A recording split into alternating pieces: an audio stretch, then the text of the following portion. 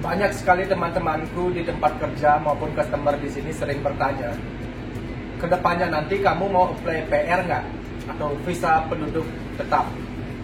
Dalam berbagai kesempatan jawabanku selalu sama, masih 50%, 50%. Dan mereka heran, karena sudah seperti menjadi tradisi atau sudah lumrah orang yang kesini, khususnya dari negara-negara berkembang itu, ingin menjadi penduduk tetap di Australia. Kenapa? Boleh diakui memang pemerintah di sini itu adil dan negaranya makmur. Dengan menjadi visa penduduk tetap atau memiliki visa penduduk tetap, kita bisa memiliki hak-hak yang sama dengan warga Australia tanpa meninggalkan warga negara asal kita. Dalam pengalamanku mencari kerja pun tertulis sering di bawahnya diutamakan permanent resident, citizen, atau penduduk pribumi seperti itu. Dengan memiliki visa ini akan mendapatkan pekerjaan dengan lebih mudah karena posisi-posisi strategis di suatu tempat kerja pasti menggunakan orang yang tetap di sini, nggak seperti aku dulu seperti working holiday pasti bakal pindah kemana-mana. Dan juga student visa kan temporary durasinya seperti itu. Yang diutamakan pasti visa penduduk tetap. Nah itu kalau mau bekerja.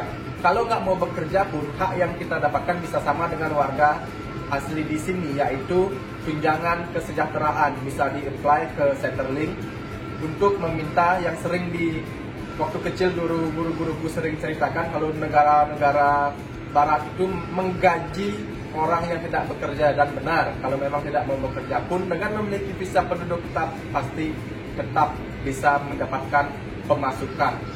Pokoknya intinya dengan memiliki visa permanent resident ini kesejahteraan hidup kita sudah pasti benar terjamin. Makanya teman-temanku itu sering heran kalau aku bilang 50-50 keinginanku untuk mencari visa tersebut.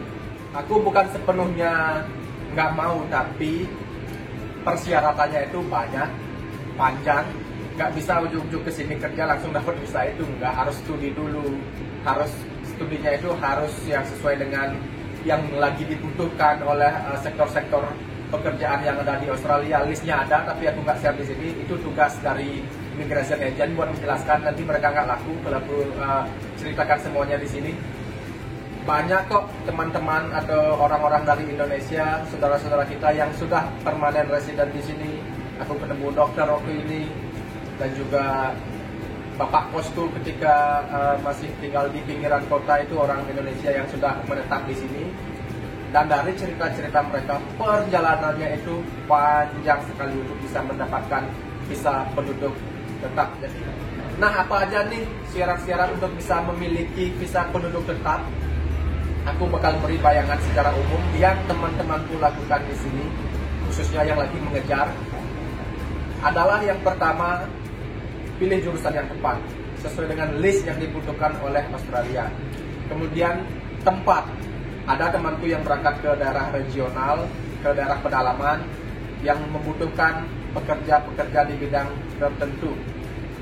Untuk jurusannya, contohnya salah satunya misalkan cookery, akuntan, childcare, aged care, dan lain sebagainya. Seperti aku bilang tadi, silakan tanyakan immigration agent. Kemudian jam kerja, setelah tamat dari studi tertentu yang kalian pilih tadi, bekerja di sektor yang berhubungan dengan jurusan tersebut, dan ada durasi jam yang dibutuhkan. Misalkan 2000 jam, 3000 jam, baru nanti bisa apply visa penduduk tetap. Dan yang paling syarat yang paling umum dan hampir di semua visa, IELTS atau nilai bahasa Inggris itu membutuhkan nilai yang cukup tinggi. Kalau nggak salah berapa ya, di atas 8 deh kayaknya, aku kurang ingat, ada di websitenya juga.